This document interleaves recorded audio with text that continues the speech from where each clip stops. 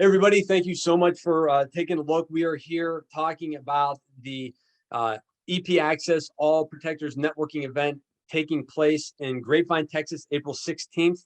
And we're doing a sponsor spotlight series.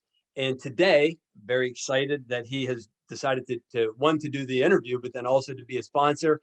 And also just I'm so glad that he's part of the industry because he's done a lot for it, kept a lot of people employed. And I'm here to introduce Joe LaSorsa from LaSorsa and Associates. Joe, thank you so much for being here. Hey, Craig, good stuff. Yeah, excited for the event. Excited to be here. Yeah, great. And I feel like that was I think we've talked about this, that you are actually planning on attending the event as well. So that's big in and of itself. So, but we're going to talk about now. We just want to talk about you, LaSorsa and Associates. Please tell everybody what you would like them to know about your company. Yeah, so LaSorsa and Associates is mostly a service provide company. We provide executive protection. We provide other general security services, consulting services, technical surveillance, basically everything along security and investigations. Investigations as they relate to the security side, corporate security, things like this. And we also provide training. So we have executive protection training, investigations training, technical surveillance, and we provide that in a open enrollment and private capacity. So we have courses on the schedule that people can sign up for, and then we also have private courses that entities or groups will reach out to us and say, hey, can we do this here at this time for just us? And we do that as well. And that's awesome. I don't think that I knew, and I don't know that I guess that I didn't think about it, that having the private side of that where you can go into a specific company, specific team and bring that, and get them trained up or, offer different perspectives and all that stuff. I think that's fantastic. Has that been, can you speak about that a little bit more, and just that, has that really drawn more people in, or has it been pretty specific about who you'll serve, or, just maybe a little bit more about that? Yeah, so that's it's been something that's been growing. So a lot of teams, especially with a lot of growth that's going on in the industry right now, there's groups that it's tough to have somebody go to a course, especially with an open enrollment course where we have the dates set. So organizations will say, hey, we need 6 people trained. We can't spend the next year sending them one at a time to a course that lines up with our schedule. Can you come to us and do X, Y, Z here? Or we'll send them to you at this time. Can you manage doing it at that time? So the private courses are multifaceted in terms of benefits to the client, because they get to all train together. They get to train on what they want. They can pick, when we do an open enrollment class, we have to make it as valuable to the entire group as possible. And, the entire group is going to be, well, we get people from all over the world. We get people from all different backgrounds. We get people from all different experience levels, and people working in all different segments of the industry. So we have to make it as valuable as possible to everybody, which isn't a bad thing, but I mean, it's obviously much more specific when it's a private course, and a group can say, hey, we work, for this entertainer, and we want a 6-day course covering these topics. And we can very, very much, tailor that to what they need, their experience level, the way they work, where they work, that kind of thing. So it's been this year's been very, very busy for private courses. We've done almost one a week, and it's we have one, I think as soon as I get back, in April, we have one, and then we have another one at the end of April, and then I have my open enrollment in May.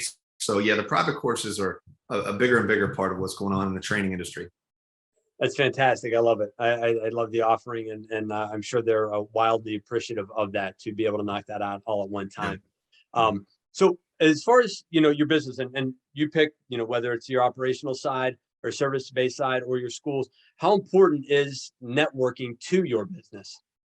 Extremely. So the networking, most of our training side is word of mouth. So that's huge. And everybody that goes to a networking event, if they talk about training, that's where the overwhelming majority of our students for the open enrollment classes come from. Even on the private training side as well. That's where, I just scheduled a private course for a client, and they said, hey, we talked to this agency. They said they sent some guys to you. Can we send our guys to you for a private course? So, the word of mouth aspect. And then on the contract side for services, that's where most of our business comes from, is again, word of mouth and just networking, talking to people, always, building bridges, making connections. You never know where it's going to come from down the road either. So just understanding what we can do for various people, down the road, they might not have the need now for something we can do, but maybe next year they do. So just always building bridges. Right. Well, and I like that the very last kind of point was, it might not be right now, but it might be next year, or it might be in 2 years. Right. Like you don't know how quickly it's gonna happen, or or not. And chances are, a lot of times it's not. Like, networking is a long-term game, right? And so Exactly. it's just consistency, which we're going to get into that here in a second. But just and understanding that as a probably as a business, I definitely as a business owner, but then as a protector who's looking to get into the game, or continuously finding contracts to go to, or finding a team where they a home team. It can take time, and just I think accepting that is a big part of the success of especially what you've done. So that's fantastic. So is there a specific networking success story that you would care to share that we could get out of you? Yeah, definitely. So actually, just from the last event in Orlando at GSX. So I went down to just that networking event. I didn't end up attending GSX, but I actually flew in that night. I went straight from the airport to your networking event, and I left the next day. But at that event, I was talking. I obviously, talked to a lot of people at that event, and one of the guys I was talking to, he says, "Hey, you're based out of North Carolina, right? Hey, come here. I want you to meet this guy." And he says, "Hey, you're out of North Carolina. Well, I got a lot of work in North Carolina. I need a vendor." So, and he's like, "I've heard your name before," and we just shook hands, smoked a cigar. We sat down and talked about it, and it turned into business. And that's just the way it goes. Like you said, it's the building bridges, and then you don't even know, like you said, over time when and where it's going to come from, but it might be a second connection just like that. So something where if I hadn't been there, if I hadn't been at that point talking and shaking hands with people, that connection probably wouldn't have been made, at least not at that opportune time right then when it started 3 days later. So, I mean, it was that kind of stuff happens, the stuff that just is right time, right place. And then, another one was talking with somebody probably 2 years ago about, a certain asset we can provide with services, technical surveillance countermeasures, came up probably just a few weeks ago. So I mean, it was like you said, the time frame of planting those seeds, meeting people, shaking hands, talking about what you can do for them, and then about 2 years later, they called me up and said, "Hey, a couple years ago we talked about this. I'm in a new position. I'm developing that for our current program. Is this something you can help us out with?" Yeah, absolutely. So I've got a ton of them, but those are two that specific to these events, both the conferences and the networking events that you hold afterwards, that I wanted to talk about. Yeah. And it's funny too, when you had already built a bridge. So the one in Orlando, you had already built a bridge with somebody, and then they're like, "Hey, you got to come meet this guy. He's in Carolina." Hey, so they bring you over to, and like literally that introduction was your vetting process for the most part. I mean, like they licensing and all that other stuff, the right guys, or, "Hey, can you send bios," and things like that. But it's like that person was your credibility. And that's it. A lot of times that's how it happens. And then, like you say, then it happens 3 days later, like, but it wasn't that you met the guy who needed the vendor and you got it 3 days, that you had met whoever made the intro and had built something there. And then that person had built something with that guy. And then when he says Joe's good to go, it's just that much easier. And then when you need things in the immediate future, like 3 days from then, so it can happen that way as well.